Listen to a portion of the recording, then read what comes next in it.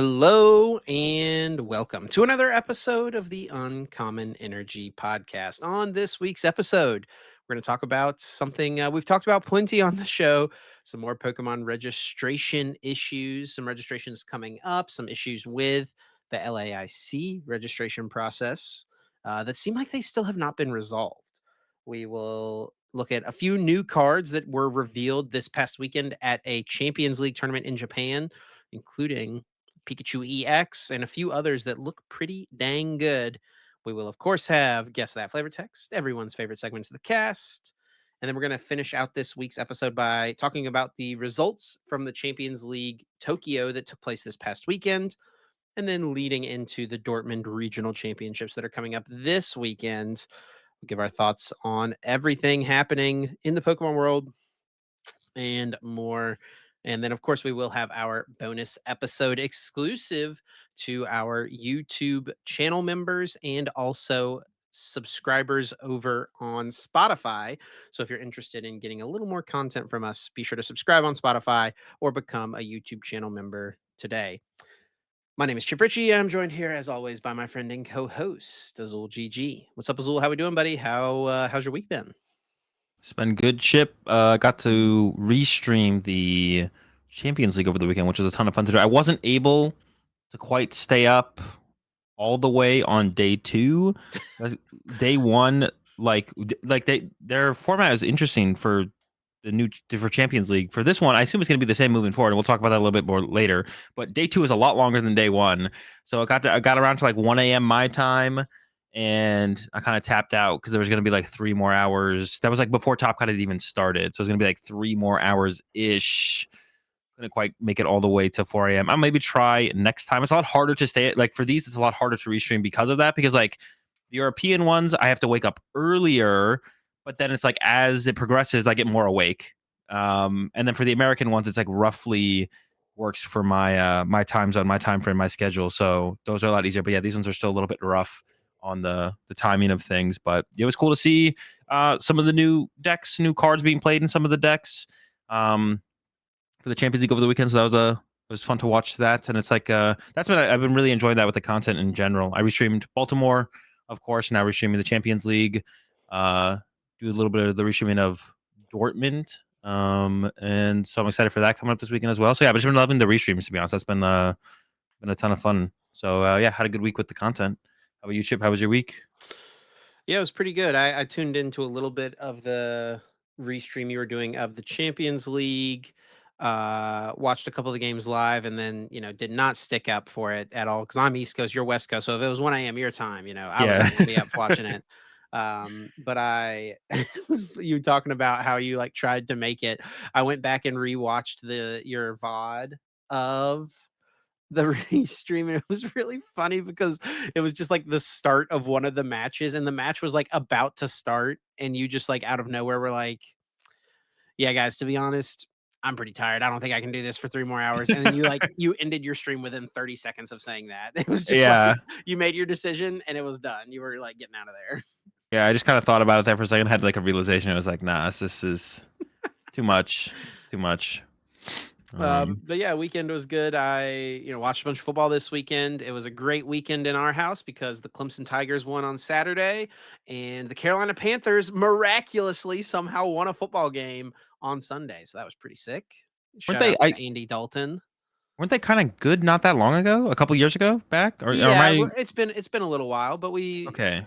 we had a really good season in 2015, and then another solid showing in like 2017. I want to say we made a deep run, but Okay, it's because I saw been it's been a some. little while. Yeah, I saw a bunch of people memeing on them on Twitter when they. Basically, ever since the new owner, like a few years ago, came in, we've kind of become slowly become a bit of a laughing stock of the league. It's pretty Sheesh. bad. We are basically Yeah. now what the Browns used to be. Gotta work your way back up. Yeah, no kidding. Yeah, I heard someone talking on like a sports show saying something about how like the Carolina Panthers are the worst run franchise in all of professional sports. Sheesh, It's that's pretty it's not brutal. good. Yeah. But we won a game this weekend, so everything's looking on the up. How many games did you guys win last season? One. So you haven't outdone the previous season yet. We have time. We have We have time. time. Sorry, we went 2-15 last year. Two and Okay. fifteen. So you actually have a ways to go. You have a ways to go actually to We gotta improve. step it up, honestly. Yeah. Definitely slacking. Yeah. All right. Yeah, go ahead. No, I was gonna say, let's get any other football things to mention. We can jump into it. First thing to talk about is not. I guess I was gonna say one of our favorite topics. It's not one of our favorite topics, but it does come up more often than it feels like it should. It's one of my favorite things to complain about is registration issues. Specifically, LAIC recently has had some registration issues, and my first take on it initially myself was that I was a little bit unsure of how big of a deal it was. So wave one of LAIC registration happened. Is it 2 weeks ago now? Is it a week No, it ago? was last week. It was last week. It was like Last week. last Wednesday or Thursday. Yeah, and my understanding is like the initial wave of people who like got through because the way that the RK9 registration process works now is it's first come first serve, but it kind of happens in waves. Of Yeah. it's like you like get queued up and it like lets 100 people through, then lets 100 people through in like a first come first serve manner. And like the first people who got through apparently made it through fine, but after that there was a problem with the payment system in the initial wave of LAIC registration. And for anyone who doesn't know, for like these ICs, they do waves of registration. So this first one was last week, and the next one was supposed to be a couple days after, probably. Um, or like they usually try and do it like once, like depending on what time zone you're in, it would be like once in the morning and once in the evening on a different day. But the second wave has not happened yet for competitor registration because of the fiasco, because of the problems that came up with the first wave of registration over on RK9. Yeah, and it's like it sounds like it wasn't necessarily an issue with Arcanine, but more Yeah. an issue with Stripe, which is the payment service that they choose to use. Um, and it was like just not allowing the payments. Yep. And I don't really know why. I don't know if it's been said why, what the core root of the issue was. But as of now, LAIC Wave 2 for registration is like postponed And until they figure it out. they haven't said why. I don't understand how it's this big a fiasco. I feel like it would be to me, like I don't understand how it's not a process of call up Stripe and be like, we have this problem, and Stripe's like, oh, sorry, this happened. You should be good to go. Like, what is this problem that is causing it to not be able to? And it has something to do with, isn't it? Doesn't have something to do with Stripe and Copag specifically? Is that what RK9 said? Like, it's between them, or is it? I don't even know what the maybe what they say down here. I Yeah, forget they exactly were what they said. replying to a bunch of people. I saw a bunch of stuff in my replies on X and stuff like that, but the one of the last things Arcanine said in this thread was the event organizer is continuing to work with Stripe to determine why payments were blocked during LAIC registration yesterday.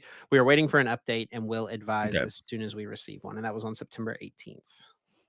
Yeah. Okay. So it sounds like it is. Yeah. Who knows? I don't know what the problem is. They haven't said exactly what the problem is. It's weird. Like I can't understand how it's not like a call up Stripe. And I'm sure there is a problem. I'm not saying there's not a problem, but it baffles me that this has not been solved up to this point. And I believe it was a tweet from Arcanan. I want to say for sure that registration for so they've delayed wave 2 of competitor registration. Wave 1 is done. Some people were able to get, for anyone who doesn't know, like the process of registering, you basically go through a page where you check all the boxes. I agree to the terms. Then you click the register button, and then it takes you to a payment page, and it holds your spot for 15 minutes for you to pay. But people were unable to pay. 15 minutes passed, and then they lost their spot. Basically, Yeah. is what happened. Yeah. So that's how Wave 1 went. Not for everyone. There was some people registered for the tournament. Actually, I could even check because I'm registered for the tournament, but I had the early registration uh, thing because I was top 32 at the end of the last quarter or whatever. But they opened up spectator registration today, and I think the tweet from Arcade9 was like, "This is going to be like a test to see if it's working." Um, Yeah, it so was actually a post from Copag. So then there was okay, cool. this Back. series of tweets from So No Roman. I'm not sure if I'm saying that Twitter handle correctly, but apparently they are the premier event manager for Pokemon in Latin America. But they posted this update from Copag about LAIC registration. This is something Copag posted on Facebook and Instagram. I don't know why Copag didn't post it on Twitter as well, but So No Roman here posted it for us. It said that, and this was posted on the 20th. They said Registration is on hold at the moment due to technical difficulties with the payments platform Stripe.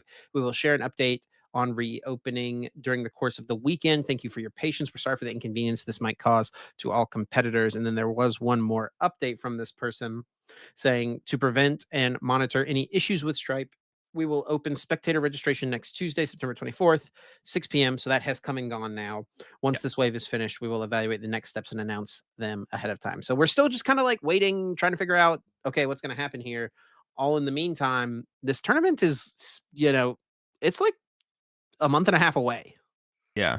And I haven't seen a ton of complaints about not being able to register as a spectator. So I feel like that must have gone smoothly. Part of that could be because nobody that you really see on Twitter True. is registering to be a spectator. Yeah. That is fair as well, to be honest. I did see one person tweet that they were able to register as a spectator, and good luck to everyone trying to register in Wave 2 as competitors. So I assume their process went smoothly. So I think I would have seen something. I think I would have seen a little bit of something if there was like if it was like a similar experience. So I have to imagine they have progressed towards a solution, if not have found one. But I think a big point of discussion around what the Arcanine platform offers is just like not they only have one point of or what is like the term people use, point of failure. There's one point of failure or whatever. There's not a second payment option. Basically, it's like if Stripe doesn't work, Stripe goes down during the registration process. There's not like a backup. There's no other way to pay for a registration. And that was like something I was like a little bit unfamiliar with. Like, is this normal in the process of these kind of events or not? But I have definitely been educated on the fact that yes, this like it's generally normal to have multiple ways to pay for something in similar situations like this, where it's like a one-time event kind of situation. It's a little bit different than something like Amazon, where it's like a constant resource for people to go to and buy stuff from. It makes way more sense for them to have many different ways to like pay for your stuff. But even for something like this, it's standard practice to have multiple ways to actually like register for or to pay for your registration. So I think this is, despite it being a Stripe software issue or whatever you want to call it, I think there is some responsibility to be held by Arcanine to not initially even have multiple different ways to pay, like PayPal, Stripe, I don't know, some other form of payment. I don't even know what other processors exist out there, but not just have it all just be tied to Stripe. Yeah, exactly. Like the fact that those things aren't available as ways to pay, I think is a little bit of a short-sight from Arcanine, and it caught up to them, right, with this situation. Yeah, it's definitely kind of interesting because if you go buy tickets to an event or like even shopping online, oftentimes when you go to check out, you'll see like a ton of different ways to pay for stuff. So, yeah, and it's never been an issue up to this point. We still don't really know why it was an issue at this point. But yeah, hopefully we'll see some updates at some point. Unfortunately, basically the only way you're going to see any updates is if you're kind of like in the loop on Twitter, which is kind of crazy. And that was actually a big thing that you brought up this week. I know you talked about it on your stream a little bit. You've talked about it on the podcast before, but you even went as far as to put out a video outlining kind of how crazy some of this stuff is. Because if anyone is listening doesn't know, Sacramento Regionals registration is tonight, the day that this episode comes out. Wednesday night, September the 25th. So that was just announced on Twitter. By Arcanine, like yesterday. 2 days ago, yesterday. Yeah. So like 2 days before the registration date. So not a lot of notice, and not posted like on the Pokemon's website or anything like that. So yeah, you want to just kind of give a rundown of like what you were talking about here in this video that you posted over on Twitter? Yeah, so basically, if you go to like the thing as far as like there's like an official landing page for like regionals and stuff, and if you go there, it lists the dates, locations, and like times and everything of every official major event, of every announced major event. But from there's no connection to any further information gathering. The only thing they say on that page is that there is a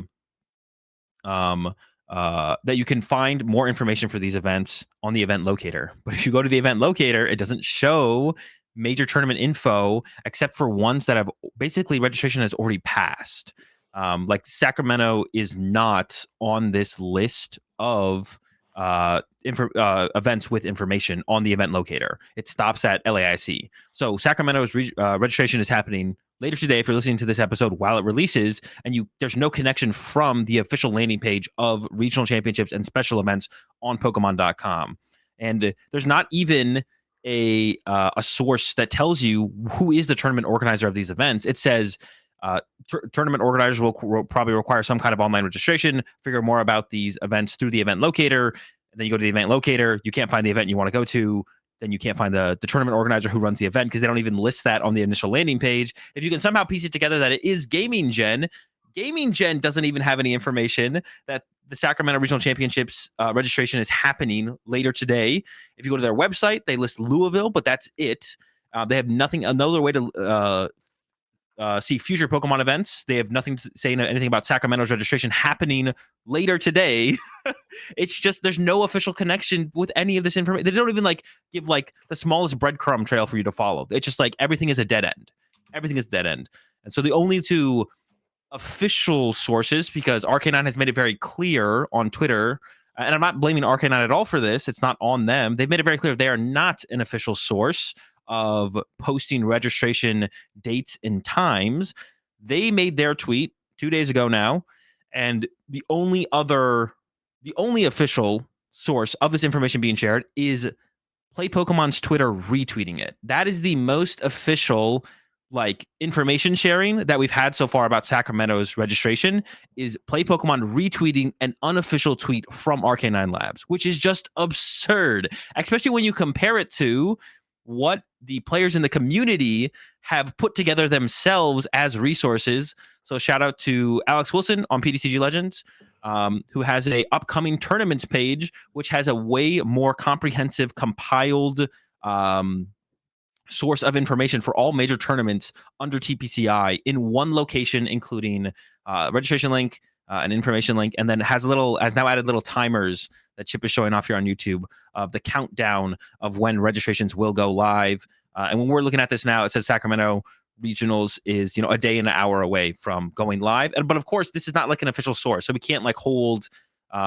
If Alex messes something up here, it's kind of just whatever. We can't, and it's unfortunate if he does mess something up potentially, but we're not going to hold him accountable, right? He's not an official source for Pokemon or anything like that. And yeah, so it's there's nothing official out there. It's people are scared to say the wrong thing as far as registration time goes and then mess it up. And now, okay, that Sacramento Pokemon Regionals landing page there was not there, or page on Arcanine was not there earlier today. That just came up. That is just now on Arcanine. This was not here earlier today. So 2 days, they announced when registration would happen. And even if you knew Arcanine was the place to go to check for registration for tournaments, the Sacramento Pokemon Regionals page, championship page on Arcanine just came up right now. So if you checked this 3 days ago and you don't check Twitter, you would probably miss Sacramento Regionals registration. It's just such an absurd. It's indefensible. There's not even a little breadcrumb trail to follow. Everything is a dead end. Everything is an endpoint, and and no one is taking responsibility. No one is being we are the source. We will give you the information. It's we could do it. We might do it, but don't expect it for guaranteed from us. Which once again, this all just comes back to TPCI, and TPCI just needs to make that responsibility with someone. They need to be Arcanine, do you want this responsibility? Can we give you this responsibility? Can we pay you to have this responsibility? Okay, you have the responsibility. Or the tournament organizer, TPCI needs to hold them accountable. So TPCI is the one who is messing up here hugely, and it's just super embarrassing. It's not hard. This is I don't even understand how this gets lost in the chain of discussion on their end. It's absurd.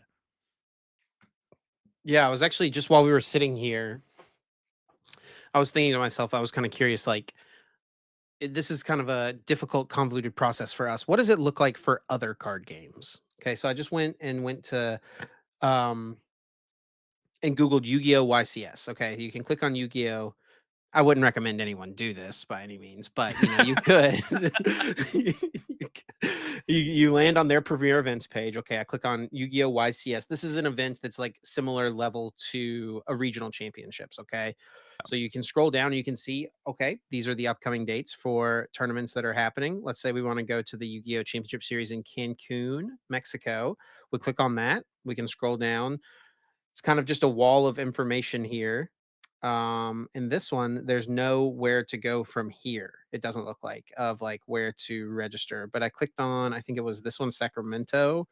you can scroll down, and this one has how to register. You click on this, Yu-Gi-Oh! Registration.com, and then it shows you the upcoming ones. But this, interestingly enough, doesn't. It looks like, I mean, Sacramento. When I'm posting this, it looks like is like, when is that? Oh, that's like already happened. Yeah, that was right. Click on the one That, after Sacramento. See what happens with that one. let's see, Santiago, Chile. Oh, It's I not don't have there that. either. So they're they're fumbling too. But at least in theory, this is on an official website, right? Yeah, yeah. That you can get through to like these registration processes, and then it's like, how do I register for events? You click this, and it's got a clear map of like what to do, right? Yeah, there is like a breadcrumb trail there, right? There's something. There's This the is not as information is clear as there. it should be either. And I'm, Yeah. you'll never catch me trying to sing Yu-Gi-Oh's praises, but uh, it's at least That's there a is a step little up. bit more of a breadcrumb trail. 100%. Yeah, and then like that, they did have something going with that on the official landing page for regional and special events. It said more information is in the event locator. You click on the event locator, and then there's no events past LAIC that are showed there with any amount of information. But we know all the information. We know Gaming Gen, as far as I understand, is running every American and Canadian event. And we're just talking about America and Canada. I don't even know what the process is over there in Europe or Latin America. And like, I'm not even complaining about those yet, but I'm sure there's plenty of stuff to complain about in the exact same fashion. What are we looking at now? One Piece. Yeah, What does this theirs is look One like? Piece, and it was like 2 clicks to get to the registration page, Yeah, like this is insane. and it is It's Arcanine. it's really So weird because, like I said, this is a great example of it not being an Arcanine problem. yeah. So It's not it's set up like, on Pokemon's website in a way to get to this point. yeah, and like I said, like it feels like no one wants to.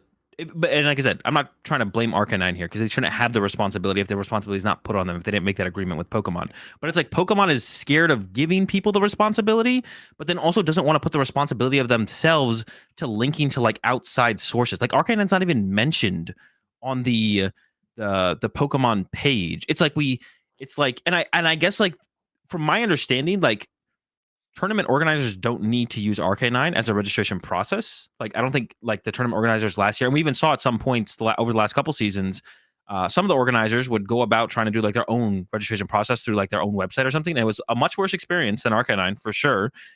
Um, but yeah, so it's like Pokemon doesn't even want to like admit that Arcanine is the official way to register for Pokemon tournaments and isn't willing to like link to them because of like some like I don't even like understand. It's like they don't want.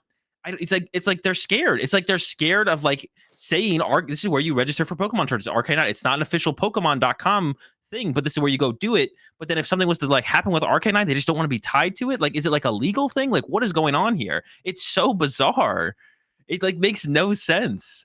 What are they scared of? And they don't want to put. It seems like they don't want to put responsibility on the people who are running their events. They don't want to be like Gaming Gen. You're running our events this season. Make sure a week before registration goes live that you tweet out yada yada yada. And you have to do that every time. You are the hub for knowing when registration goes live. The responsibility is now on you. There should definitely be some sort of like organized play email list or something like that you could sign up yeah, for, that you could that's a just good get idea. organized play updates, whether it be when registrations are going live, and you can check like, all international championships, all regional championships in your region, or just all premier events or something like that. As far as like what you want to receive emails from. And then they could also use that to like advertise, whatever's going on at Pokemon League, like a new prize pack series comes out, get to your Pokemon League, or whatever, right? Oh, the new season for League Cups just started. Let's get, here's the prizes you can win for your League Cups. Like this is a pretty easy marketing tool, I feel like, that's been used for forever. An email list is like one of the oldest, like basically as soon as email existed, email lists became a thing for Yeah, marketing for businesses. I yeah. I've feel seen like that that would be a mentioned. super easy solution. Yeah, I've seen it mentioned a couple times now. That really is a good. It's something I always forget to bring up. But yeah, I've seen it mentioned a couple times from a couple different people, and you mentioned it now right now as well. It's like that should just be. That sounds like a really good thing. I mean, in with the lack of anything else, like that seems like a pretty good thing to just have around that people want to utilize that. But yeah, there's no consistent point like to go to. There's no one consistent point. RK9 doesn't tweet out whenever a major tournament registration is happening. Play Pokemon on Twitter doesn't tweet it out. And even then, you'd have to be isolated to Twitter. If you go to rk9.com, like I just mentioned, the Sacramento page literally is now just available. Earlier today, that was not there. So if you just checked 2 days too early, then all of a sudden, like if you make going to Arcanine, once a week and checking, all right, the upcoming events, when is the registration? Because now there is a date and a time under the Sacramento registration on the Arcanine website. But if you checked a day early and then don't check for 3 days, that's it. You're going to miss Sacramento registration. So it's just like, dude, it's just not hard. This is just not hard. And like, if they're going to come up with their own, once again, shout out to Alex Wilson with the PTCG Legends page, where it's like as much information as possible is on that page. So if you guys need a place to consistently check, the answer is ptcglegends.com/tournaments/upcoming. But if they're going to come out with their own site like that or own page like that on Pokemon.com, which they should have their own upcoming tournament page like Alex Wilson did with PTCG Legends. The fact that they don't have that is so silly. At least have Play Pokemon tweet out a week before registrations go live when they are happening. Just have at least one point of access until you have something better. But it's like they're not even willing to do. And I complained about this earlier in the week, and I feel like Play Pokemon usually doesn't mention too much stuff about regionals, but I think maybe my complaining about it did lead to Play Pokemon retweeting Arcanine's tweet. Maybe. So maybe if we complain enough, they'll actually do something. But the fact that like Play Pokemon didn't even make their own tweet and they only retweeted Arcanine's tweet is just like, I don't know. Dude. It's like the bare minimum. They're literally doing the bare minimum. The information technically exists somewhere on the internet is basically what they did. You just gotta want it bad enough as a competitor. That's Oh. that's the first round of the event. Really, is figuring out how to get to the event. Yeah, it's just pathetic. They need to change it. It's absolutely pathetic. Like it's insane. But I mean, that's all I want to say on it. I think I've exhausted my rants on that. So unless you had anything else you want to, I'm sure you'll follow talk up about it with. next week again. Well, my prediction is that between, and this is with no insider information, whatever. I know way less than everyone thinks I know. I wouldn't be surprised if between when this episode goes out and next week's episode, LAIC Wave 2 has come and gone. Yeah, I would imagine it probably has, right? Yeah. So like they'll have figured it out, whatever it is, and like, it'll be like a day or two announcement ahead of time, like, hey, Wave 2 registration is going to be X time. Yep. If you want to register for LAIC and you're listening to this, turn on notifications for Arcanine, Copag Pokemon, Play Pokemon, all these things, and just and check these things regularly to give yourself the best chance to figure it Yeah. out. I will say, Play Pokemon does usually tweet about the ICs They because do, they yeah. are, yeah. So like that is consistent. Usually a decent, like that's usually a consistent source of information. Is Play Pokemon on Twitter will tweet about the ICs, but that's because Pokemon is the one who or is more involved or runs the. I guess Copag runs the IC in Latin America, but as far as I know, TPCI runs like NAIC and EUIC. I guess I don't know for sure, but they're more involved with the ICs, so they like take responsibility for those, I guess, but not the regionals. But like, it's not like even TPCI is running LAIC; it's Copag that runs LAIC. But they're taking enough responsibility that Play Pokemon tweets it out. So yeah, that's usually a fine way to get the information for ICs. But yeah, follow Arcanine on Twitter, follow Play Pokemon on Twitter, ptcglegends.com/tournament/upcoming. And then yeah, don't be afraid to complain because hopefully it leads somewhere. I will mention actually as well, there is 1458 registered for LAIC right now. I was going to mention that. I'm curious to see how big the first IC is. I wonder what percentage of the wave that is, because LAIC last season was, what was it, 1,200 players. Well, it's going to be more than that. That's for sure. Definitely more than that. Yeah, the number I said is masters, juniors, and seniors, of course, but we're definitely going to get over it. Is it usually 50-50 split? I feel like it. No. Definitely not. There's way less juniors and seniors. No, 50-50 split for like registration waves. We don't know, do we? Oh, like what percentage Yeah, of... is wave 1 50% of registration slots and wave 2 is 50% of registration slots? Yeah, probably. I guess we should know that from previous wave I 1, think in wave the 2s. past it actually wasn't. I think in the past Wave 1 was by far the biggest. Okay. It And was like, sometimes they've done 3 waves before as well, right? yeah, they have, yeah. And in those instances, I think it was like Wave 1 50%, Wave 2 and Wave 3 25% each, something like that. Okay. So there's still a So decent amount, probably more to usually come. Wave 1 is like the biggest share of registration. Yeah. All right.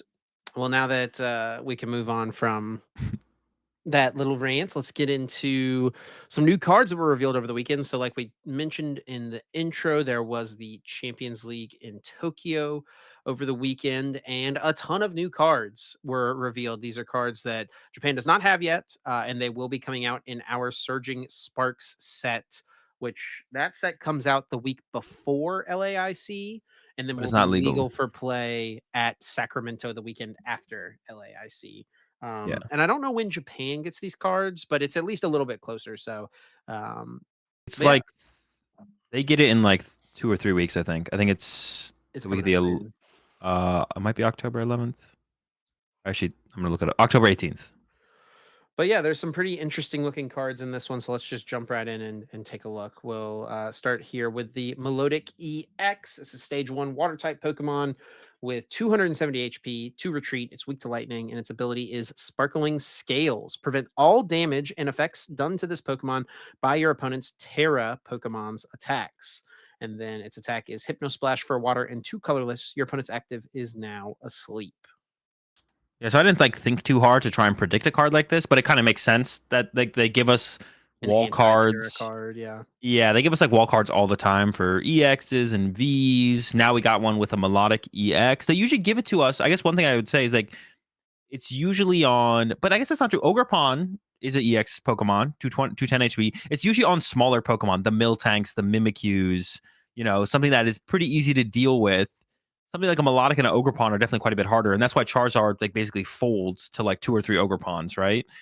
And the Melodic can be similar probably against some future Terra decks where it's like, get out 2 Melodics, and they're like, well, I can maybe get through one of these, but I definitely can't get through 2. I'll concede. So yeah, it's like not a surprise that this did eventually, that there is a card like this that is coming out for sure. Yeah, and to be honest, like this yeah, it's like the wall cards like this usually have like pretty weak attacks and weak stats like you mentioned. This attack is really not that bad. 160 will 2-hit KO basically everything. And then also that secondary effect of your opponent's active Pokemon is now asleep. That can be a pretty annoying thing to deal with. So I don't think this card Yeah. is by any means amazing, but it's definitely something I feel like could pop up and see play at some point. It's definitely not a bad card by any means. I think it's probably on. It does seem a little bit now. It is a stage 1. That's kind of like the drawback when you compare it to like a Miltank, a Mimikyu, or even the Ogerpon. Yep. Um, but I think it'll probably be on the same level of viability and playability as those cards, and they have been the cards similar to those in the past. Something like this. Rigorath.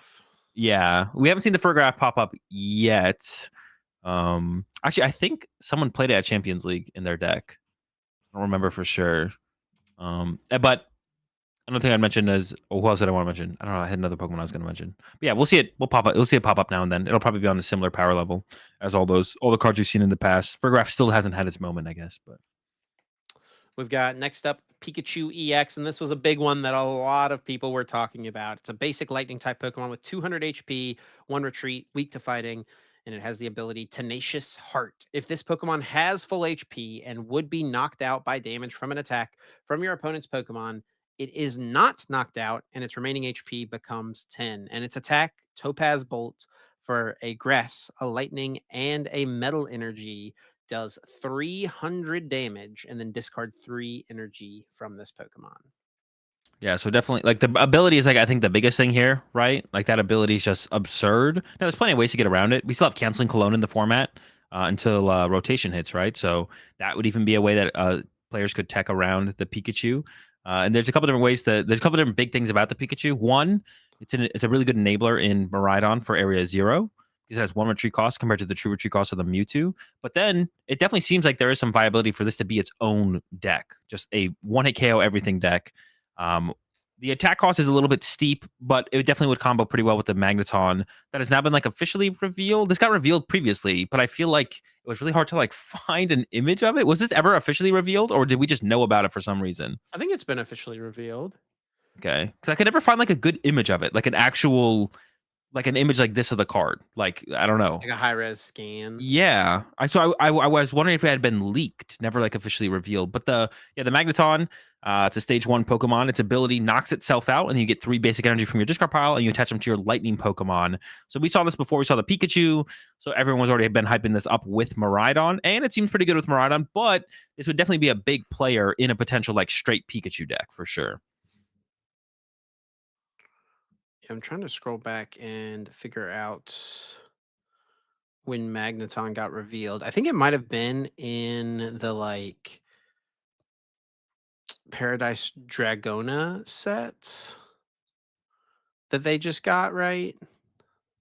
No, because I don't think they get this until Breaker. I think this is a Breaker card. I think this got revealed in English somewhere first before it got revealed in Japan, kind of like Ogerpon did. Okay. But I don't know where, or that's what I'm saying. Was it like a leak? Was it like one of those things where like we've seen like those? I don't know. I'm trying to think of like the last one that happened, where it was like a picture of a card Yeah, sure. kind of thing from like an ad or something. I was trying to scroll on PokeBeach and figure out when. Because the biggest thing for me was that there was no on Justin Basil. The Magneton was never in the magnet. The name of the Magneton was in like the Surging Sparks card translation area, but there was no translation of it. Oh. It got revealed in it's the promo card for the ETB, I think, right? Oh, is that Is yeah? that Okay, that sounds familiar. That sounds familiar. I Yeah, think yeah. that might be it. I think someone mentioned that in my chat when I because I asked this question on stream the other I day, and think I was that like, must be it, where? yeah. Yeah. So this is obviously a powerful card, right? Accelerating 3 basic energy. Good with Miraidon, which is generally a 2-prize deck that your opponent tries to knock out 3 2-prizers. So you giving your opponent 1 prize card for 3 energy, you don't really care about that trade off too often as something like a Miraidon. You could even see this make its way into stuff like I guess it's only limited to lightning Pokemon. I like had some thoughts, but I was like, well, actually, where else does it go? I mean, the Pikachu would be the only other like thing that comes to mind immediately, but it does make a Pikachu deck like it gives it potential. I feel like otherwise it'd be kind of hard to set up the Pikachu turn after turn after turn. Yeah, another option for Pikachu could be some sort of like Lost Zone deck, right? With Yeah, Mirage Gate. I think that's another way I've seen people suggest this. Like Turbo Lost Box has been a good deck in the past with Dragonite, right? This is just that amplified. Obviously, it can't use Force Seal Stone, so that's like a little bit of a downside, but it yeah. one hit KOs basically everything, and it doesn't get one hit KO'd in return Would maybe because of open its ability. some interesting attacker inclusions because like are you really gonna play Psychic for Sableye on top of these 3 energy? Probably not. So maybe we lean into something like probably Raikou though, right? Because you got a Raikou just works with the lightning plus anything. And you still use Um, Force Seal Stone. yeah, we get Force Shield Zone access still. And then there's probably some other cool grass and metal attackers you could probably lean on as well a little bit. So yeah, maybe this is a revival of Lost Zone with the Pikachu EX. I could definitely see it. Scroll on here. Let's look at the Togekiss next. It's a stage 2 psychic type Pokemon, 140 HP, weak to metal, 1 retreat. It's got the ability Wonder Kiss. Whenever your opponent's active Pokemon gets knocked out, flip a coin. If heads, take 1 more prize card from that knockout. This ability does not stack. Yeah, I don't think this is gonna be very good. The getting the it'll be make a cool meme deck. Can you imagine this with like the Chansey? I think I saw some I think people I tweeting saw about that. JW tweet about that, yeah. Yeah. You get heads, you get an extra prize card, it's a Chansey, you get heads, it's a Chansey, you get heads. Repeat. Probably need Area Zero for all that bench space. The biggest thing about this card for me was the realization that they actually are starting to use the term stack in the Pokemon TCG. Because I didn't realize that. I don't think that's the first time it's come up, but Yeah, it's on it's Bouffalon. newer. It's newer. Yeah. Yeah, and I think it's good. It like shortens, keeps things shorter. It is kind of, it's not really a keyword like that. You need to know a ton of information. It's kind of self-explanatory, but makes things a little bit simpler. I think as far as like text on cards go. So I'm glad to see they're adding that, making the text a little bit simpler, a little bit less. We've got another new Terra Pokemon here. This one is Hydreigon EX, a stage 2 darkness type Terra Pokemon, stellar Pokemon as well, with 2 attacks here. It's got 3 retreat and it's weak to grass. Its first attack, Crashing Heads for a dark and a colorless, 200 damage. Discard the top 3 cards of your opponent's deck.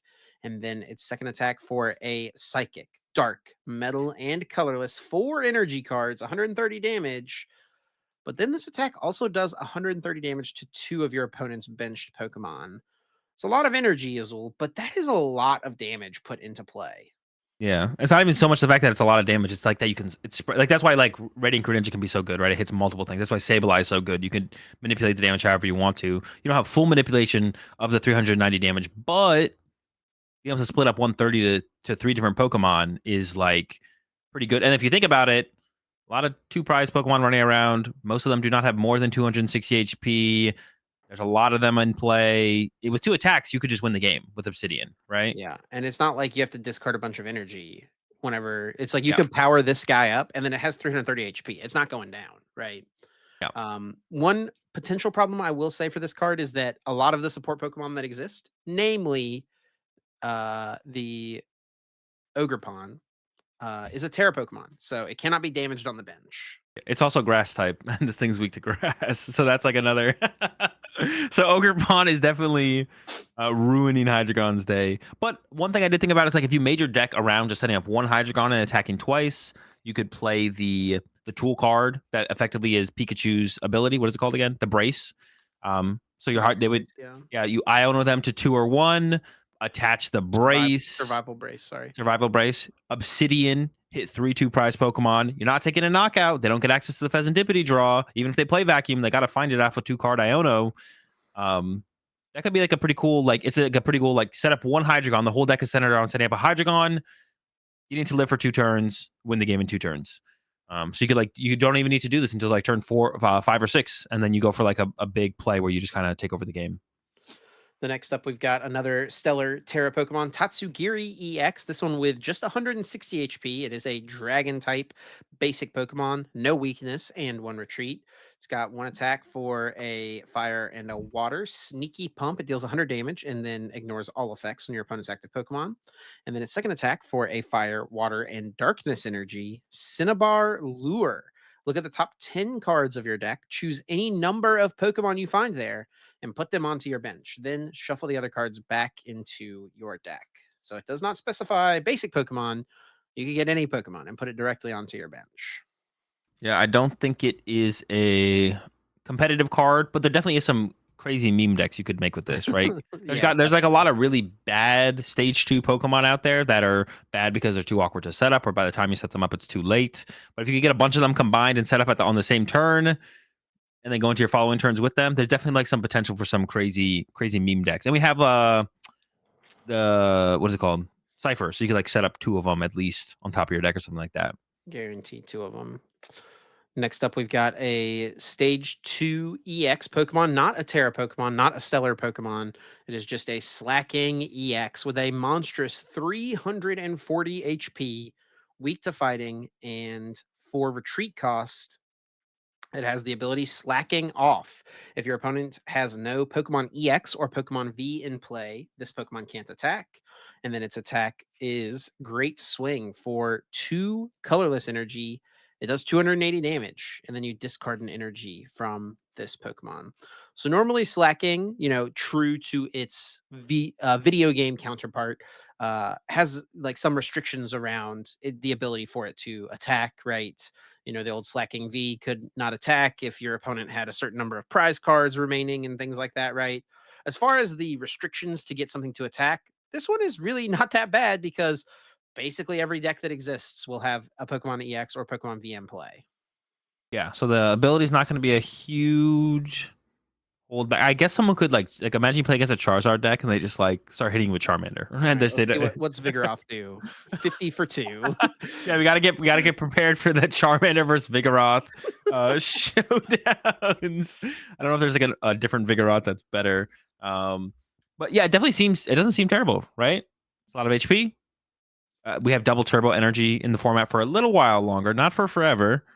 You do have to discard it every time, but if you're like up against like a Raging Bolt deck, 3 great swings, game's over, right?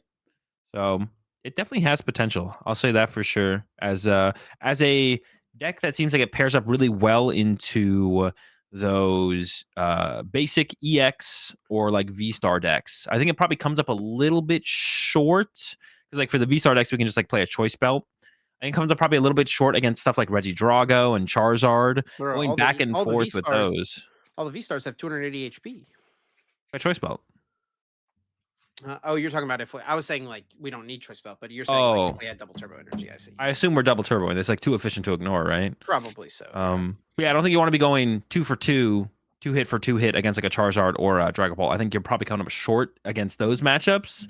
They're usually going to be a little bit stronger overall, I feel like. But against the big basic EXs, the V stars, I don't know. Slacking kind of seems like it has a chance. Yeah, that definitely does not seem too bad.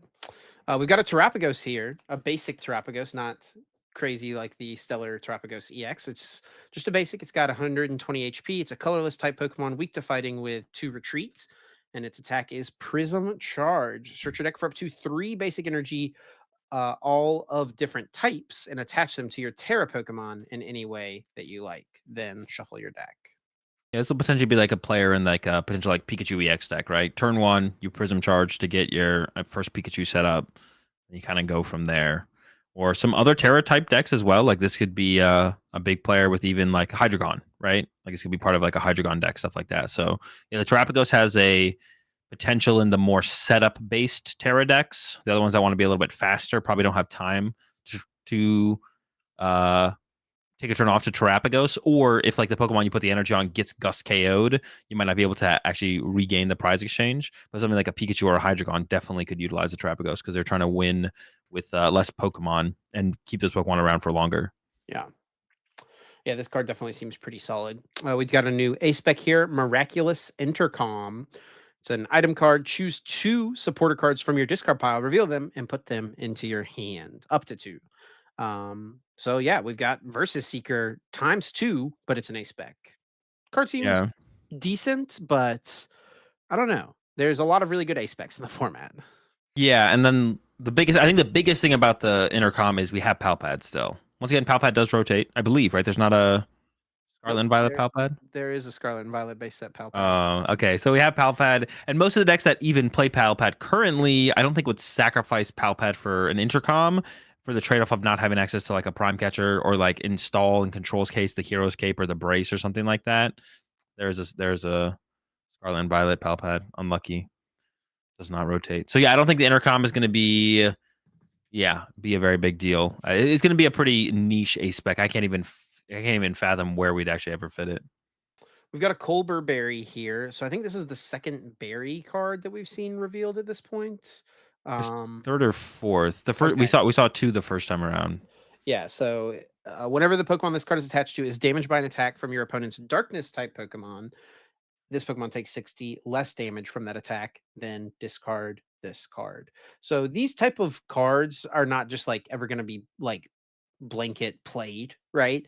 But there can be Yeah. certain metas and certain matchups where like the math lines up pretty nicely that you can use this to survive a hit, right? I think the best example of this is like not too long ago we had all those gloves cards that were legal, right? And you had Charizard players playing justified gloves in their Charizard decks for the mirror match so they could do 30 extra damage to Charizard EXs. Yeah, exactly. So it's a super niche card. No one's expecting it to ever be popular or be a big deal. But remember, this is one of those cards you want to remember exists because you might be playing a deck and you're like, man, I just can't beat Charizard because they just barely one hit KO my attacker in the mid game. But you got a Colbur Berry. Not gonna Yeah, be and hitting it's quite as cool too hard. because like this thing stays on the Pokemon Yeah. until it gets hit. It's not like you attach it, then they can like do something else, and then I have to discard it, so I don't even get any value from it. No, it stays until it gets hit. So that's kind of This cool. could actually be like a cool tech in the Charizard mirror. You could put on your Pidgeot, so on the 4 prize turn they can't Ooh, KO your Pidgeot. And even if you go to 1 prize, they still can't KO your Pidgeot. You always have Quick Search. dude, Big techs. too broken, dude. Pidgeot has too much HP. They should have given Pidgeot like 240 HP, honestly. He lives too much. Or you play 4 of them, and if you're playing Raging Ball, you put 1 on each of your Ogre Pawns and Raging Bolts against Charizard, and they can't get that early knockout. You get all 4 of them in play. All right, we've got the Technical Machine Fluorite here, a new TM, and its attack costs a grass, water, and psychic energy. And the effect is discard all energy from this Pokemon and then heal all damage from each of your Terra Pokemon. I thought it discarded all energy from the Terra Pokemon when someone first mentioned it to me or when I first read it or something, but this is definitely better than what I thought it was. But it's still like super situational. Can't even fathom a situation where this comes up. The one thing to always like think about, the one thing to always think about with these TMs is they do work with Cramorant and its Lost Provisions ability, which would then give it access to these TM attacks for free. But you'd like if you only have 1 Terra Pokemon on your bench with damage, are we really healing that thing? Yeah. And then if we have 2, did our opponent just like whiff Gust one turn? And then it's like, should we be teching for that situation where our opponent doesn't like Gust our Terra back to back? Or is this how we beat Hydreigon? Yeah, I think like one of the potentials for this could just be like alongside Pikachu EX, right? A Pokemon that can't be knocked out, but if it gets hit, it goes down to 10 HP or like Yeah. then you could like fully heal it potentially, but it's a pretty steep cost. And then it's like whatever you attacked with. Well, I Going guess you down. could if you were loading up the Pikachu itself, right? The Yeah. immune invincible Pikachu EX. How But would that even work? We have to discard all energy from the Pokemon you use the attack with, though. yes, yeah. Okay, yeah. So you could like they could punch a Pikachu, you retreat to a Cram, you attach that to Cram, you attach to the Yeah. Pikachu, you heal the Pikachu. Maybe like a Colress Pikachu engine deck that uses Cram to like reheal your Pikachu's. Also, like Yeah. some kind of stall deck. I feel like maybe there's a stall deck that could eventually abuse that, but off the top of my head, I don't know like right now like where it would I did see someone fit. bring up this card whenever the Pikachu got revealed. It says heal all damage from your Pokemon that has 30 HP or less remaining. It's Bianca's Devotion Mm, supporter card from Temporal Forces. I could sounds see annoying. that being pretty decent with Pikachu EX. Especially if you like ran to like a Mimikyu for turn. You hide behind Mimikyu. Well, it's like you could like power up your first Pikachu attack, right? They hit Oh, it. You go yeah. Bianca's Devotion, use Magneton, blow up, get your 3 energy back, boom, hit again. Now you have a full HP Pikachu in the active Wait, spot after you just did 300 damage. does Bianca discard the energy or does it just heal? Nope, just heals. Sheesh. That could be pretty good. Yeah, the biggest thing for these kind of cards, like the Bianca or the Fluorite, is like stopping your opponent from gusting the Pokemon that that is now damaged. So like you could possibly get 2 damaged Pokemon in play.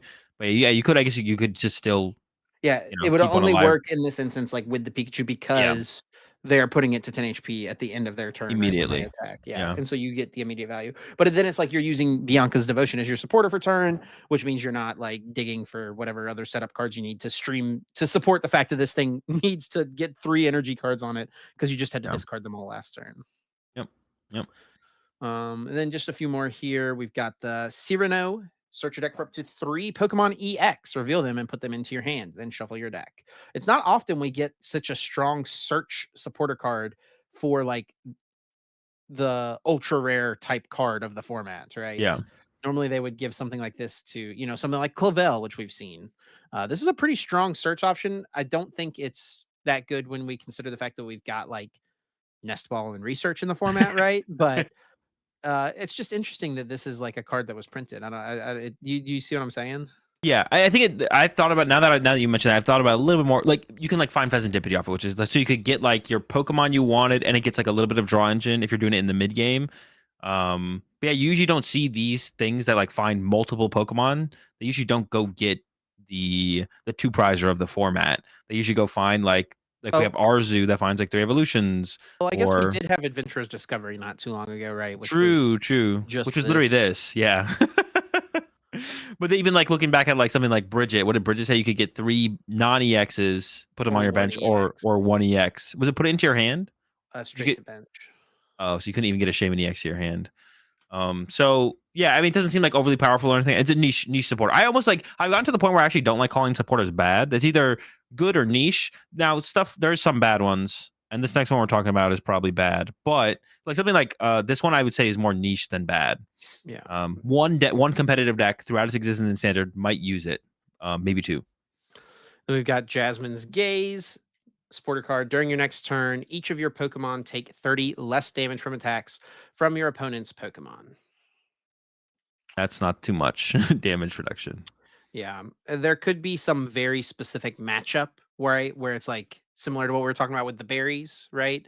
Or maybe it's like multiple matchups in the format where it's like you just need to survive that one extra turn. And this Yeah, could be the difference maker, but like maybe the deck has multiple different types, something like Raging Bolt Ogerpon, right? They can attack with multiple different Pokemon. So a berry doesn't necessarily help you there. Jasmine's Gaze could help you there. Um, so I don't know. I wouldn't be surprised to see this one pop up at some point. I think niche is a fine way to describe it, but yeah. definitely doesn't seem amazing. I don't like. It's another anti-Hydreigon card, so I don't like it. Good because it reduces 30 from each of the damages. So anything that's anti-Hydreigon, I don't like. Hydreigon's not even that good to begin with, but let's make it work a little bit. And then lastly, we've got 2 stadium cards. I'm just going to read both of them here because they are pretty similar to one another. We've got the Exciting Stadium. Basic Pokemon in play get plus 30 HP, both yours and your opponents. And then we've got the Gravity Mountain. Stage 2 Pokemon in play get minus 30 HP, both yours and your opponents. I just realized you could use Exciting Stadium as like an anti. Wait, no. You could use it as like an anti Pikachu card, right? Put it in play, punch the Pikachu, and then bump it next turn, and the Pikachu dies. Sure, you could do that. Yeah, that's it. That's all I had as a thought. You probably don't want to run that with Pikachu because of that interaction, but That is actually kind of funny. Yeah. I don't know. These stadiums, like, it feels like such a waste of space to like stage twos like are fine, right? Like, and basic Pokemon are pretty good. I don't look why are we like exciting stadium is not good probably because it's to like talk to this real fast for people who don't quite understand is like there's passive stadiums and active stadiums. An active stadium is when you get value out of it immediately, like a town store or a Pokestop. You put it into play, you use its effect. A passive stadium, like exciting stadium, is usually just bad, and some of them in the past have been good, like Power Plant, like Paths of the Peak. But that's because you play so many of them and play them so aggressively, and you just need to stick for one turn to slow your opponent down. But with something like exciting stadium, your opponent can take advantage or remove it from play on a later turn and still get the same amount of value out of it. So passive stadiums like exciting stadium are just like almost never good because you put it in play. Your basic Pokemon has 30 more HP, but it's not like your opponent's attacking you. It's not like you're putting it in play to all of a sudden avoid getting knocked out. You put it in play, and then your opponent can be like, "All right, cool. I'm gonna figure out a way to do 30 more damage, or I'm gonna bump it, and then the HP doesn't matter." Something like Gravity Mountain is an active stadium where you put it in play, you reduce the stage 2 HP by 30, and then you can now knock them out potentially because of the reduction of the HP. Yeah. Um, Yeah. but They it just just it feels weird because it doesn't feel like stage twos are broken. It feels like the basic Pokemon and effective stage ones like V stars are the most powerful Pokemon right now. Yeah, it is kind of interesting. I think that um They just want Pikachu to be able to KO Charizard. I guess so. Yeah. I mean, and that is like the first thought, right? Is like where this card goes. It's like it can go with Pikachu because now Pikachu can KO all the stage twos that it wouldn't have been able to KO previously. Dragapult, Charizard being the big two. Um so yeah, I don't know. It is an interesting thing to see that this is the route that they've chosen to go, but I mean, I think Gravity Mountain definitely seems like a pretty strong stadium. Yeah, for sure. And even in like you can do like a bunch of really cool plays with it to be honest as well. I'm not sure I like it just because it kind of hits on stage twos, but you can do stuff where you hit something like a Charizard for 300, but you don't want to KO it because you don't want to give them access to Pheasantipity. You don't want to get Ionode harder yourself. And then next turn you can go play Gravity Mountain. That Charizard gets KO'd, Gust up their Pidgeot, knock that out. You had a 4 prize turn, right? So you can do like cool plays like that, but it feels weird that these cool plays are being done to stage 2 decks when stage 2 decks seem They're fine. the But ones that are having to maybe, fight and keep up, you know? yeah, maybe they know something about slacking that we don't because we haven't tested it yet. Maybe it's and Hydreigon. Maybe Hydreigon is maybe Hydreigon is him. And Also, Slacking's got the 340, buddy. Pikachu ain't taking Slacking down. what about Hydreigon? What's he at? He's 330, right? He is 330. Dude, all these anti Hydreigon cards in the set where it must be broken. It must be broken. All Dude, these cards are hitting Hydreigon. this is like when you were obsessed with Vespiquen EX before it came out. You were Oh like my you were delusional, bro. You thought that I card haven't was gonna be even good. I haven't even tried it with Ogerpon since Ogerpon came out. That'd actually be something to what did it do again? 200 and then 3 damage counters to each of your opponent's bench Pokemon that has any dude, damage counters on it. wait, and it's a Terra, Area Zero, Ogerpon. Now we have decent energy acceleration with Oh, but we used to have This we used to have card is Aram. terrible, Azul. It is But terrible.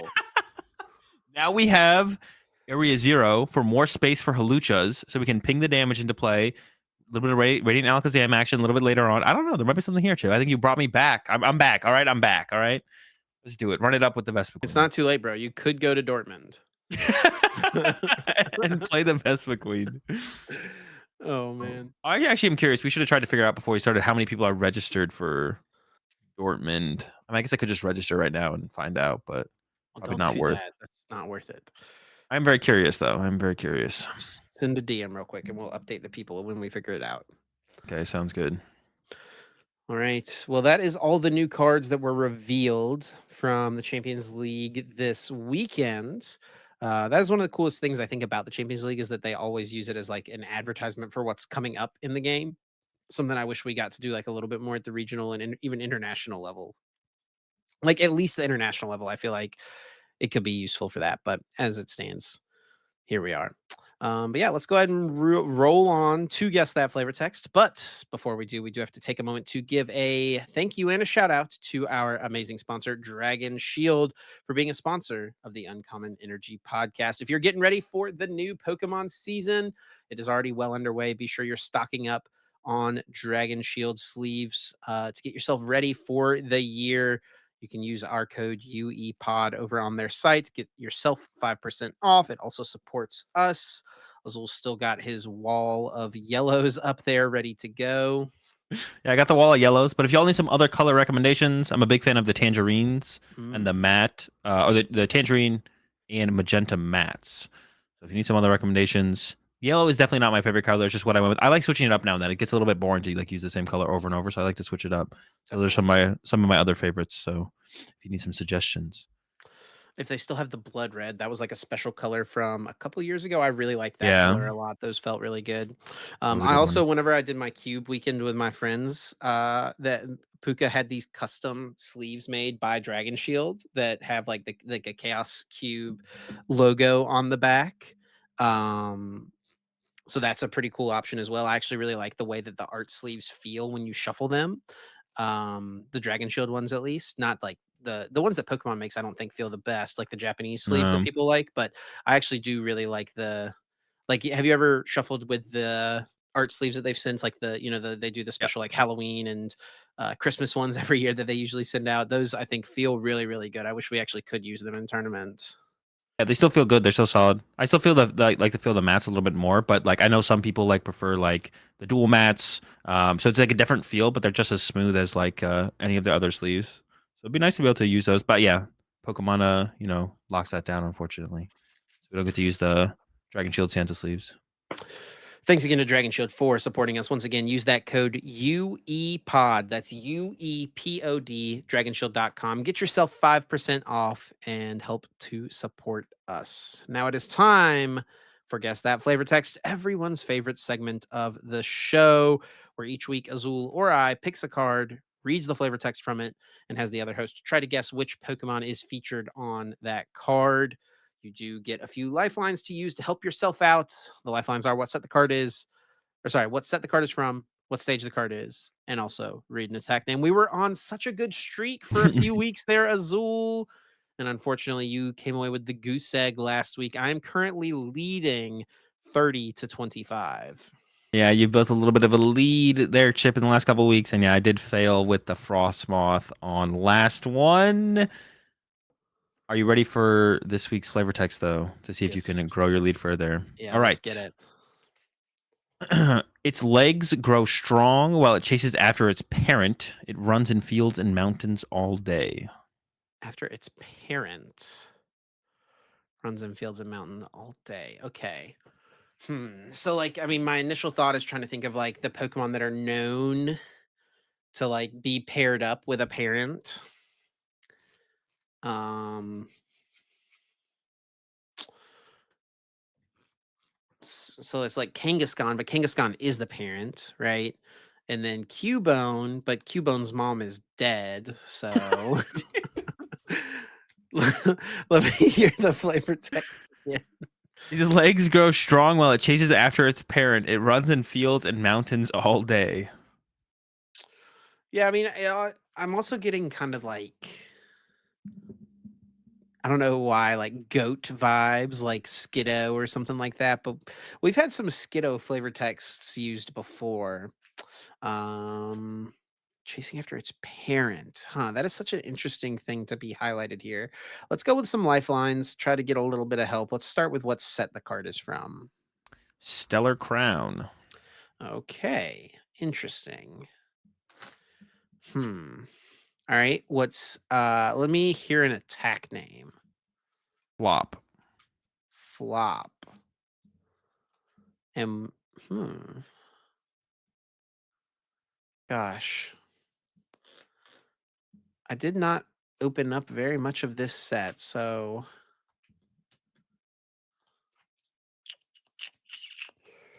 I did go to a pre-release, so I'm trying to think a little bit. What were the pre-release? All right, let me just go ahead and just use the last lifeline here. What stage is the card? It is a basic. Yeah, it definitely sounds pretty basic. Um, what were the pre-release kit seeds? It was like Ladyba, Ladian. There was Kofu, Crabrawler. There was Drifloon, Driftblim. I don't think it's any of those. It's like Buffalo and Fan Rotom. Yeah, so it's definitely not that. Noctowl. Huh. Yeah, I really don't know. I don't know enough of like the Pokemon that are in this set. You've gone for a good maneuver here, picking a newer set. I feel like. I was not trying to be overly strategic. I was actually kind of worried that you might be able to get this one like straight up, just immediately be like, "Oh yeah, of course it's." But now you're in I mean, the. it could give me like I definitely could get like a little Route 1 Pokemon vibes, like Rattata, Bidoof, something along those lines, you know? But I just don't know which of these Pokemon are in Stellar Crown is my main problem. So, I don't know, man. I think I'm just gonna have to go with like I guess I don't even think there's Eradicate in this set though. A Rattata Eradicate chases after its parent for its legs to go strong. All right, let me think about the legs specifically. Legs, Hitmonlee, Tyrogue, something Which like that. Pokemon have legs? Hey, not every Pokemon has legs. That's true. Wait, what does Togekiss have? I'm seeing the Is Togekiss it on the screen shared. It's like feet, but is not it legs. Togepi? No, it's not Togepi. Togepi's kind of got legs. He's got little nubbins. All right, I don't know, dude. I'm gonna go. I mean, I guess it. I just don't know, man. All right, we need It's a just guess, Chip. a shot in the dark. Pikachu. No, it is not Pikachu. Would a Pikachu ever have a flop attack? All right. Well, we did all the lifelines. Catch myself before I say what it is. It is not Pikachu. It is Ponyta, of course. I don't know where Ponyta's other parent went. And Ponyta does not look like a flopper. What the But heck? You thought I was gonna get this right away? well, I thought just based on the parent. Like I thought that would be like, oh, of course, there's only two Pokemon in the video game that have one parent because the other one leaves because of X, Y, and Z, and then it's like, all right, whatever, Chip. That's what I so I thought like there was like that could have been the scenario, but Yeah. and you did immediately latch on to the parent, not parents. So I was like, all right, maybe that is what's gonna happen here, but it did not happen here. Thankfully Kangaskhan for is the me, parent Pokemon, I'm pretty sure. Kangaskhan is. Yeah. I'm pretty sure. Let's see. Yeah, you look at it on Bulbapedia, it literally just says parent Pokemon. The one. Yeah.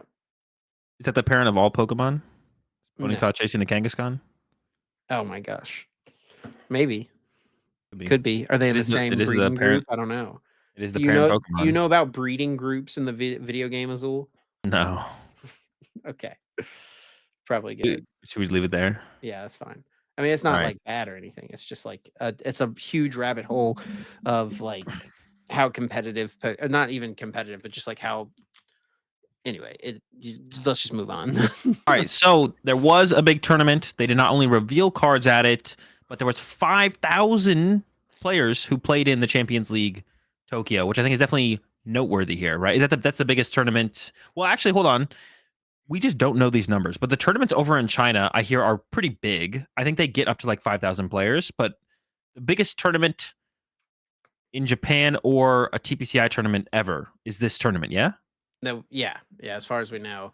Not I think there was some pretty massive Pokemon tournaments back in like the late 90s in Japan, but I don't even know if there's like good numbers on like what the results of those are, but I've heard about like 20,000 person Yeesh. tournaments like back in those days. Yeah, we're competing against because like there was that recent tournament in Yu-Gi-Oh over in Japan, I think, where they had 7,500 Yeah. And also players. that So 20,000 number, I feel like I saw it in like an article or something one time, but that could have been like including all spectators and things like yeah, that, you know? we probably have like roughly 20,000 people going to the World Championships like every single year, like as spectators and stuff like that. So it's like, Yeah. um, but one thing I will say to this as well is like I'm pretty sure their tournaments did cap. As far as I've heard from the numbers in previous seasons, for anyone who doesn't know, in Japan they have to do. There's so many people who want to play. They do a full-on lottery system. Now, I did hear it actually get changed, which is it sounds like a very positive change. Is if you win a city league, you get priority registration for the Champions Leagues. So there is kind of like a little pre-qualifier for the Champions Leagues now, and then all the other slots because there's no more than probably 1,000. Even that seems high. Um, City League spots or whatever. So there's still 4,000 lottery, full on lottery. Like everyone puts their name in a hat, and the first 4,000 names drawn out are the ones who play in these tournaments. But I've heard that like last season, there was like, and those tournaments last season were like 2,000, 3,000 players, but there was like 10,000 people, entering the lottery system last season.